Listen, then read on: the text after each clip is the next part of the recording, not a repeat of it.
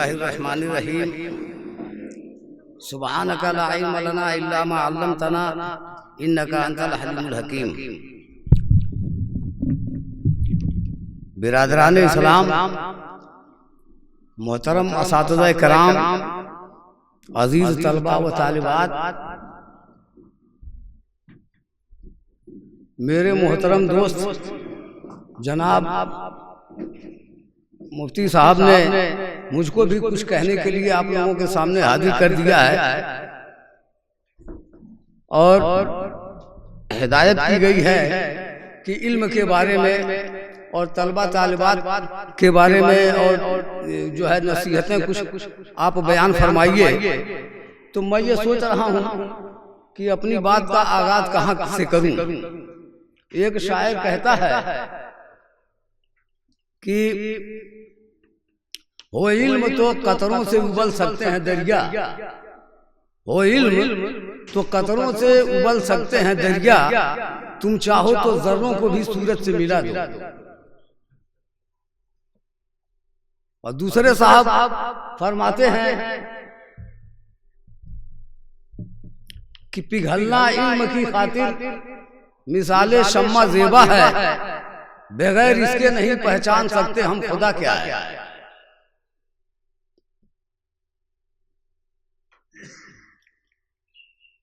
हमारे यहाँ मकातिबे इस्लामिया और इस्लामी मदरसों का जाल बिछा हुआ है। जगह जगह तलबा व तालिबात की तालीम का नज़्म किया हुआ है, जो आज तक चलता रहा, आज भी चल रहा है। किस हाल में चल रहा है इससे आप सभी हजरात वाकिफ हैं।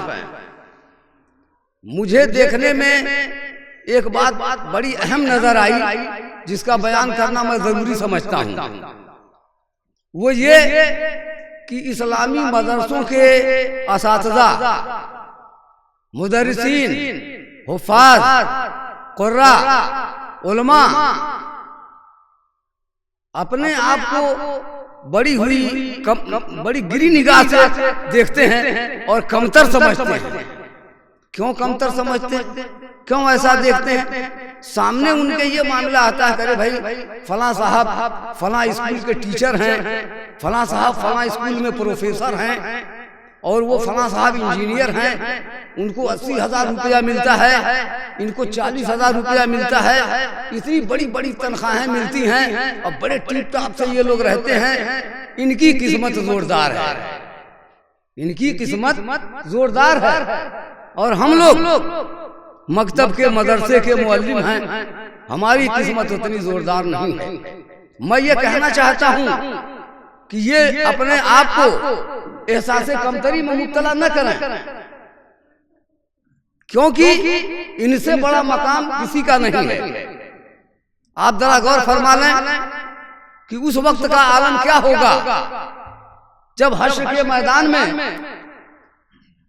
अल्लाह ताला के रूबरू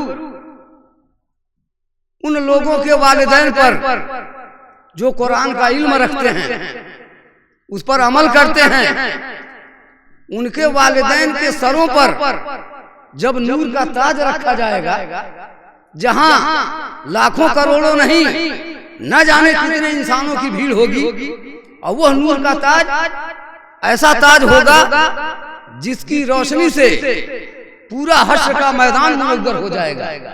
जिधर देखो उधर उजाला ही उजाला नजर आएगा। यह अजमत उसकी है जो कुरान शरीफ को पढ़ता है, समझता है, उस पर अमल करता है। तो फिर आप जरा इस पहलू पर गौर करें कि उसकी हैसियत, उसकी अजमत क्या होगी जो कुरान की तालीम देता है, जो कुरान को पढ़ता है, पढ़ाता है, माना मफहूम समझाता है, हिफ्ज करता कराता है, उसकी अजमत क्या होगी। जरा इस पहलू पर आप गौर करना। हजरत उस्मान रजी अल्लाह अन्हु से एक रिवायत मरफूल है कि तालिबुल इल्म फरीज़तुन, इल्म का हासिल करना फर्ज है। और ये कि खैरुकुम मन तअल्लमल कुरान व अल्लमहु, ये रवायत तलबुल इल्म फरीज़तुन हज़रत अनस रज़ियल्लाहु अन्हु से मरवी है और इब्न माजा में है। और यह रिवायत जो हज़रत उस्मान रज़ियल्लाहु अन्हु से मरवी है वो यूं है कि खैरुकुम मन तअल्लमल कुरान व अल्लमहु, तुम का सबसे बेहतर इंसान वो है जो कुरान को सीखे और सिखाए। अब हमको जरा आप ये बताएं कि एक साहब प्रोफेसर साहब और टीचर साहब जिनकी आला किस्म की तनख्वाह है, किसी यूनिवर्सिटी से आ गए, आपके सामने आ गए, तो मैं ये देखता हूँ कि मदरसों के उलमा, मुदर्रिसीन, हुफ़्फ़ाज़ एहसास कमतरी में मुब्तला हो जाते हैं, समझते हैं कि ये कोई लाट साहब आ गए, इल्म का खजाना लिए हुए आ रहे हैं, इनके पास सारा इल्म है, हम लोग तो मकतब और मदरसे में पढ़ा रहे हैं, हमारी क्या इज्जत है। वो इस एहसास कमतरी में मुब्तला हो जाते हैं। अब आप ही जरा इंसाफ करके बताइए कि हजरत उस्मान रज़ियल्लाहु अन्हु से जो रवायत मरवी है कि तुम का सबसे बेहतर इंसान वो है जो कुरान को सीखे और सिखाए, तो हमको जरा आप ये समझाइए कि क्या वो इस कुरान सीखने और सिखाने वाले से बेहतर हैं, प्रोफेसर साहब या डॉक्टर साहब या इंजीनियर साहब या जो यूनिवर्सिटी और आला दरसगाहों के ठेकेदार साहब हैं? ये जरा हमको आप समझाइए। जब अल्लाह और अल्लाह के रसूल ये फरमा रहे हैं कि तुम में का सबसे बेहतर इंसान ये है, तो कैसे हम बेहतर इंसान उनको मान लें? और देखिए मजीद इस पर एहसास कमतरी का दर्जा और आला सुनिए। क्या है आला? मदारिस और मकातिब पे चलाने वाले जो मदरसे और जो मकातिब चल रहे हैं, जरा आला पैमाने पर हो गए तो उसके मुफक्किरीन क्या करते हैं कि इसको इल्हाक कराया जाए फला यूनिवर्सिटी से, इसको इल्हाक कराया जाए फला यूनिवर्सिटी से कि हमारे यहाँ से जो बच्चे पढ़ करके निकलें उसमें एडमिशन लें ताकि दुनियावी उमूर में भी वो आगे रहे। इस गरज से देखिए नीयत क्या है उनकी, ताकि दुनियावी उमूर में भी आगे रहें, वो किसी से पीछे न रहें। इसलिए ये झुकते हैं या ये कहिए कि नर्म पढ़ते हैं उनके सामने, अपने स्कूलों का मदरसों का उनसे इल्हाक कराते हैं। हालांकि होना तो ये चाहिए था कि उनके मदरसों उनके स्कूलों का इल्हाक इस दरसगाह से हो। इस बात पर आप मत जाइएगा, बहुत से फलसफे इस तालीमी मैदान में ऐसे हैं जो समझ में नहीं आएंगे। आज आप देख लें कि वो यूनिवर्सिटी, वो दरसगाह जहाँ पर पढ़ने वाले 200 कह रहा हूँ 2000, 4000, 5000 तालिब इल्म हैं, 10,000 तालिब इल्म हैं, मगर जाकर के आप मुआयना कर लीजिए, देख लीजिए पढ़ाने वालों की तादाद 100-200 मिलेगी। जो वहाँ पर टीचर हैं, तालीम दे रहे हैं, मुअल्लिम हैं, उनकी तादाद इतनी मिलेगी। आइए मैं उस दरसगाह की तरफ आपको ले चलता हूँ जिसको दरसगाह नबवी कहा जाता है।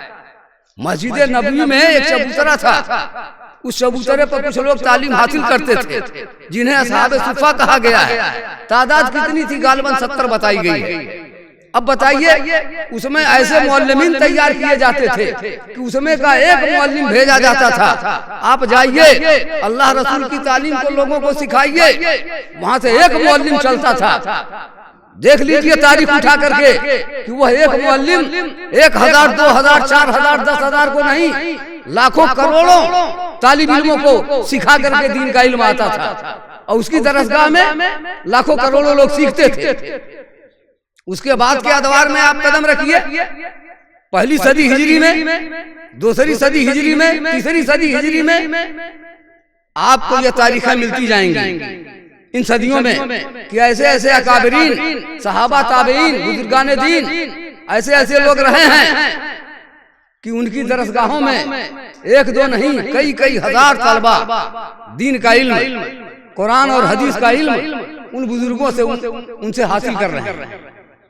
और ऐसे ऐसे शागिर्द, ऐसे ऐसे जय्यद शागिर्द पैदा हुए जिनकी दुनिया मिसाल पेश नहीं कर सकती।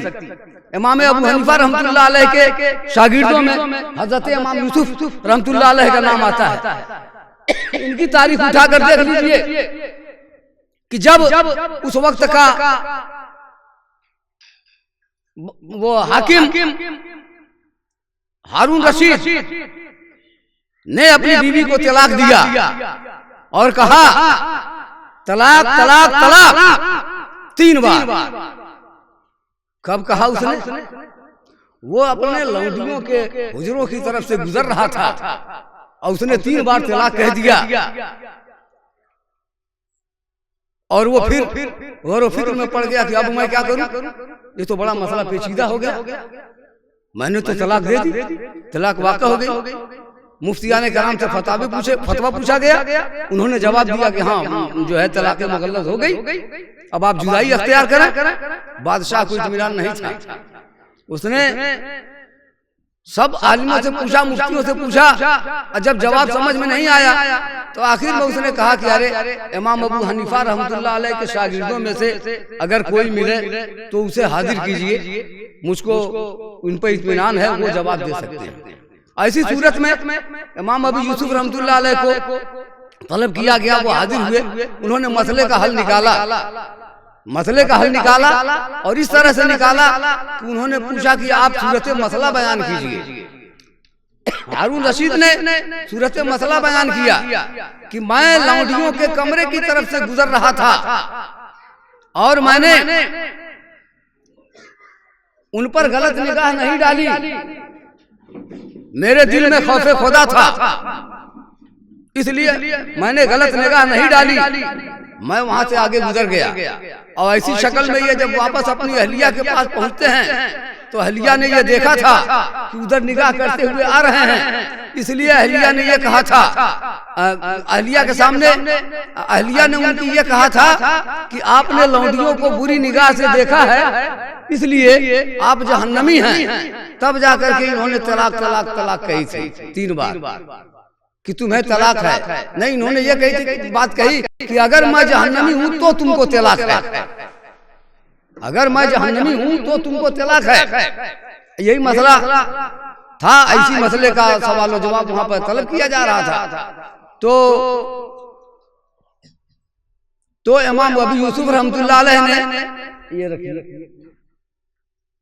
इमाम अबू यूसुफ रहमतुल्लाह अलैह ने इस मसले का जवाब यह बताया कि तलाक वाक़ा नहीं हुई और आप जैसे रहते थे वैसे ही आप रहें।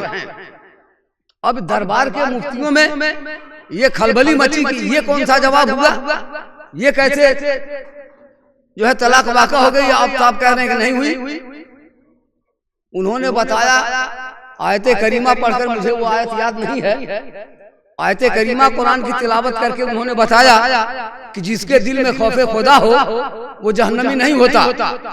हारून रशीद ने तलाक इस तरह से दी थी कि अगर मैं जहन्नमी हूं तो तुमको तलाक। तो इमाम अबू यूसुफ ने यही बताया कि वो शर्त मशरूत वाली बात हो गई। सवाल ये है कि पहले ये साबित किया जाए कि ये जहन्नमी हुए या नहीं। अगर जहन्नमी होंगे तब न तलाक वाक़ा होगी। मैं ये कहता हूं कि ये जहन्नमी हुए ही नहीं, इसलिए तलाक वाक़ा नहीं। कहने का मतलब यह है कि वो इमाम यूसुफ रहमतुल्लाह अलैह इमाम अबू हनीफा के शागिर्दों में से थे। उन्होंने मुदल्लल और मुफस्सल जवाब दिया। ये इल्म ही की बिना थी, ये इल्म ही की बिना थी। मुख्तसर मैं ये अर्ज करना चाहता हूँ, देखिए असहाबे सुफ़ा की तादाद उतनी थी, उसके बाद पहली सदी, दूसरी सदी, तीसरी सदी हिजरी में आप देखें तो तालीम और ताल्लुम के सलासिल जो है इस तरह से रहे हैं। और आज हम इस दौर में हैं। यहाँ मकसद क्या है? यहाँ मकसद ये है कि हमारे मदरसे और हमारे स्कूल में ज्यादा से ज्यादा तालिब इल्म इकट्ठा हो जाएं और स्कूल की आमदनी बढ़ जाए, बिल्डिंग बड़ी बन जाए, असबाबे मादी असबाब सब इकट्ठा हो जाएं, जरूरत और वसाइल सब इकट्ठा फराहम हो जाएं, भले ही तालीम गिर जाए, इससे कोई मतलब नहीं। तो ये देखिए आज निगाह आदमी की वसाइल पर है, अशिया पर है, इन सब चीजों पर है जो जरूरत की हैं, और तालीम जो मेन है उस पर निगाह किसी की नहीं है। हालांकि मेन चीज तालीम है, उसी पर निगाह सबकी होनी चाहिए। तालीम पर निगाह डालें तो आज ये नौबत हमारे सामने नहीं आती।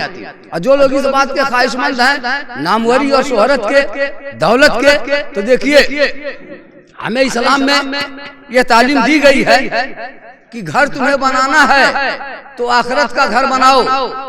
एक बार एक सहाबी अपने मंडई की मरम्मत कर रहे थे। नबी पाक सल्लल्लाहु अलैहि वसल्लम से उधर से गुजर हुआ। आप सल्लल्लाहु अलैहि वसल्लम ने पूछा आप क्या कर रहे हैं? उन्होंने बताया कि यही मेरा घर है, जो बिगड़ गया था मैं जरा इसे दुरुस्त कर रहा हूँ।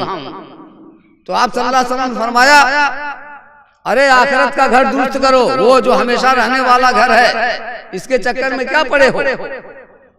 तो देखिए यह मुअल्लिमीन जो मकातिब व मदारिस में हैं, जो अल्लाह रसूल के दीन की तालीम दे रहे हैं, कुरान और हदीस की तालीम दे रहे हैं, ये अगर एहसास कमतरी में मुब्तला हैं तो ये अपने ज़हन और दिलो दिमाग से इस एहसास कमतरी को निकाल दें और यह बात दिल में ठान लें कि यहाँ दुनिया में उनको तनख्वाह नहीं मिल रही है, दौलत नहीं मिल रही है, मिल्कियत नहीं मिल रही है, लेकिन आखिरत में उनको क्या मिल रहा है। अरे वह मंजर, हश्र के मैदान का वह मंजर याद करो जब उनके सरों पर नूर का ताज रखा जाएगा और जिससे हश्र का पूरा मैदान रोशन हो जाएगा।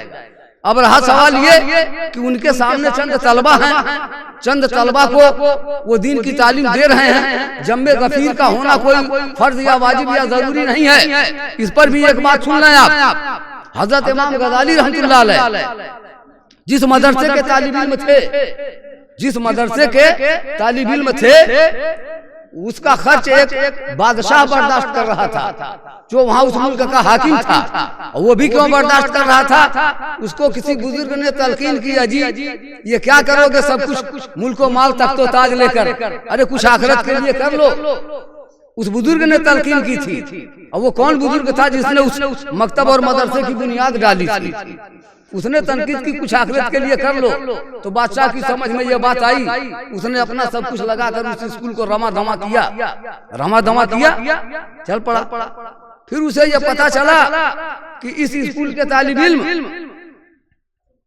क्या सोच रहे हैं, किस नजरिए से ये तालीम हासिल कर रहे हैं, इनका मकसद क्या है, जरा इसकी मालूमात करो। जब उसने मालूमात किया, एक शब्द जाकर मदरसे में तन्हा फर्दन तालिब इल्मों से पूछा कि भाई आप तालीम हासिल कर रहे हैं तो आपकी गरज क्या है, किस गरज से आप तालीम हासिल कर रहे हैं, आपका मकसद क्या है।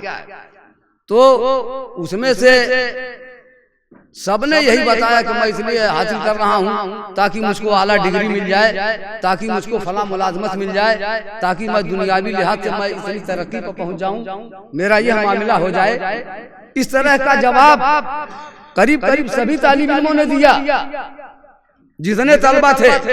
बादशाह को इस बात पर बड़ा अफसोस हुआ कि मैंने अपनी सारी मेहनत, सारा रुपया पैसा सब कुछ इस काम पर लगाया, मेरी मेहनत डांड है, मेरा लगाना बेकार है, क्या मेरे लिए आखिरत का सामान तैयार होगा।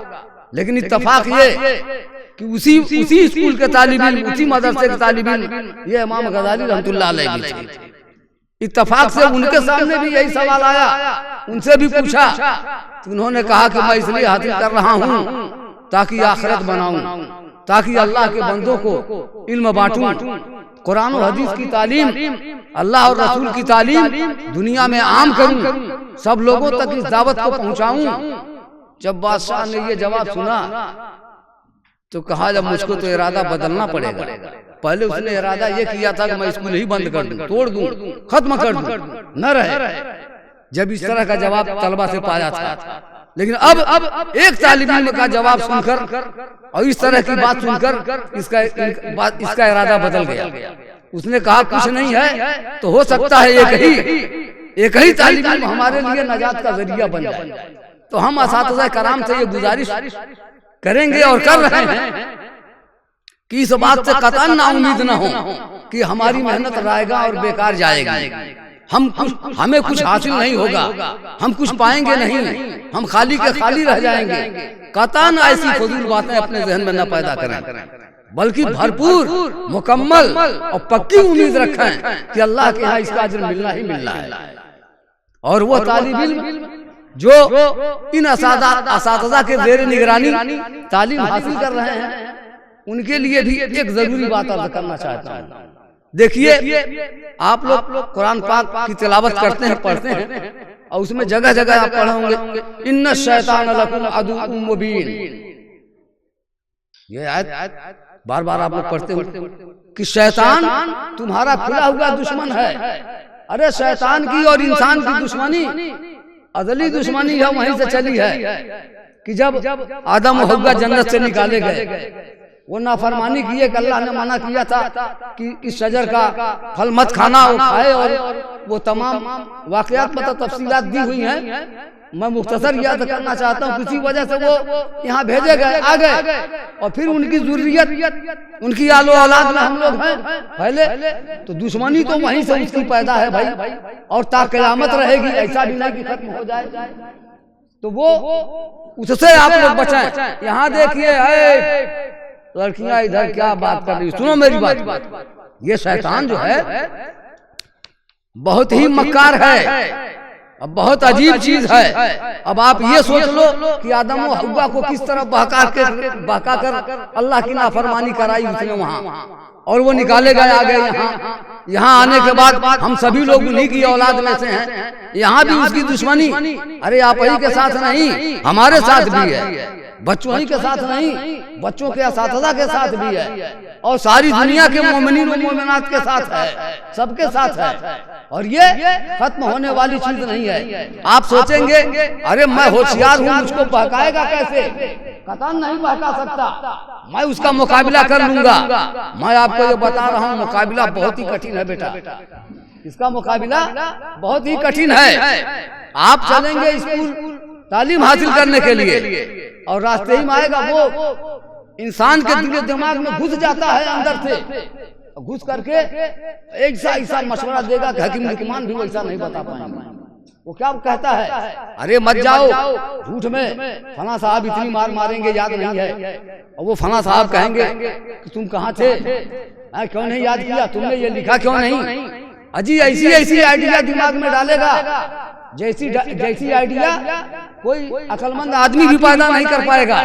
वो सारी हिकमतें दिमाग में कौन डालता है? शैतान डालता है।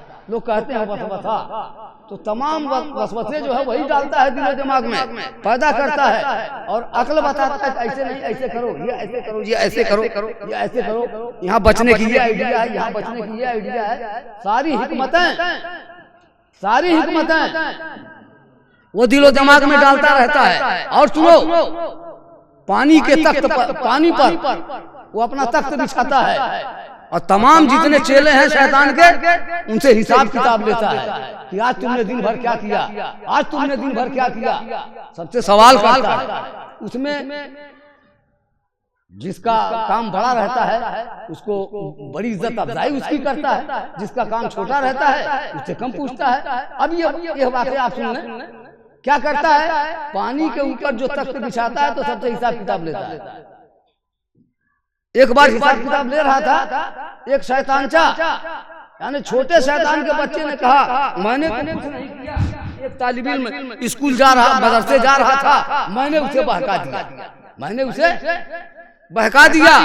इब्लीस ने कहा, आओ आओ मेरे तख्त पर बैठो, मेरे करीब आ जाओ। उसका इसका मर्तबा जो है बहुत बड़ा हो गया, बड़ी इज्जत किया इब्लीस ने। दूसरे शैतान जो थे वो जल भुने, लो मैंने इतना बड़ा काम किया, मेरी कोई इज्जत ही नहीं है, और ये बच्चे को बहका दिया, इतनी बड़ी इज्जत हो गई। कहा भाई तुमने क्या किया? कहा लो, दो आदमी मोटरसाइकिल से जा रहे थे, मैंने लड़ा दिया, मर गया। तुमने क्या किया? कहा एक आदमी पेड़ पर चढ़ा था, पकड़ के पैर घींच दिया, नीचे गिरा, मर गया। कह लो, अच्छा तुमने क्या किया?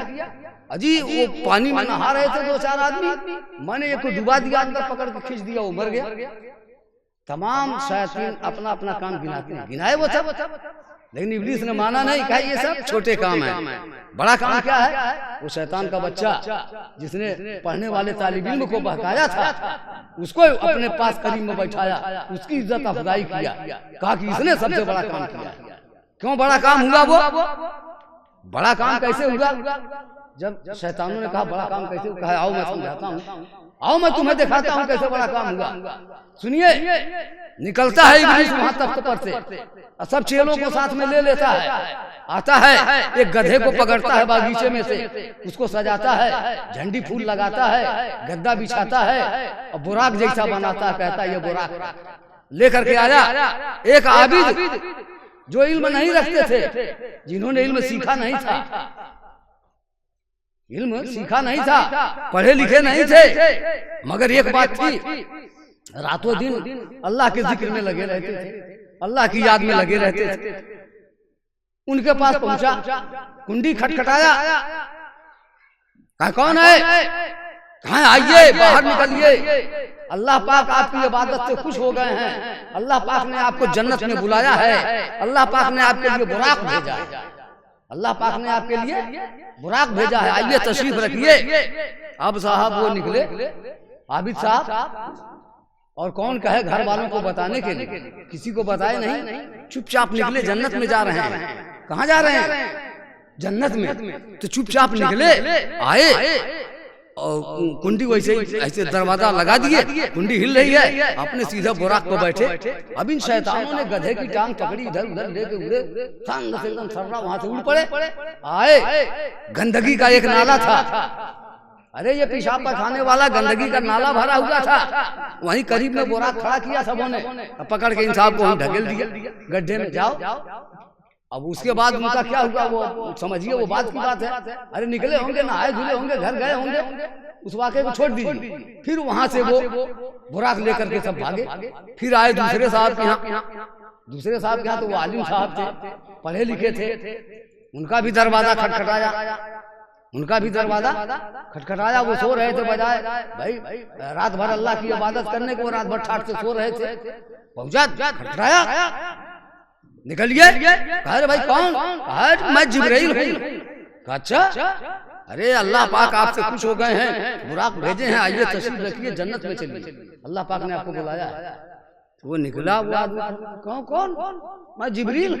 अरे बेहुदे कहीं कि तुम जिब्रील हो, अबे जिब्राइल का काम था अल्लाह का पैगाम अल्लाह के नबियों तक लाना, अब मैं कोई नबी हूँ, मेरे पास लेके आए हो, तुम जरूर शैतान हो, इब्लीस हो।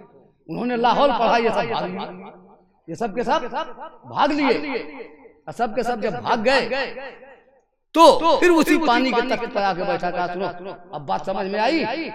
पहला आदमी जो था वो इल्म नहीं रखता था, और दूसरा आदमी जो था उसके पास इल्म था, इसलिए वो तुम्हारे जाल में फंसा नहीं। और सुन लो, अगर ये लड़का जिसको इस शैतान के बच्चे ने इसने बहकाया, अगर ये बच्चा पढ़ लिख लेता, पढ़ लिख करके आलिम हो जाता, सारा इल्म जान लेता, तो एक बच्चा मान लो 100 आदमी को इल्म सिखाता, तो 100 आलिम तैयार हो जाते। कई आलिम तैयार हो जाते, 100। और अगर 100 आलिम तैयार हो जाते, 100 में से एक एक आलिम 100 को सिखाता, तब कितने तैयार होते। और फिर उनमें से एक एक आलिम फिर 100 को सिखाता, तो फिर कितने तैयार होते। इसलिए ये सिलसिला बहुत तवील हो जाता, बहुत तवील हो जाता, और आप लोग इसको कंट्रोल नहीं कर पाते। एक को बहकाना 1 लाख 1 करोड़ के बहकाने के बराबर है, ये इतनी बड़ी चीज है। तो वो भी अपने यहाँ एजाज बख्शता है अपने शैतानों को इस तरह से। लिहाजा आप लोग बच्चे और बच्चियां, तालिब इल्म आप लोग हैं, शैतान की चालों से हमेशा जो है होशियार रहिए, और अपने असातिज़ा की इज्जत कीजिए। अभी आप लोग शेर पढ़ रहे थे बैतबाजी में कि इल्म होता है बुजुर्गों की नजर से पैदा, आप ही लोग पढ़ रहे थे ना कि इल्म होता है बुजुर्गों की नजर से पैदा। तो भाई बुजुर्गों की नजर होगी तभी इल्म पैदा होगा, वरना वाकई पैदा नहीं होगा। और सुन लो, एक जगह हदीस में जो हजरत अनस रज़ियल्लाहु अन्हु से मरवी है, उसमें क्या है कि तलबुल इल्म फरीज़तुन, कि इल्म का हासिल करना फर्ज है। वो हदीस है हजरत अनस, उसमें आगे और इबारत कुछ इस तरह की है, हदीस तो नहीं याद है, मफहूम मुझे याद है।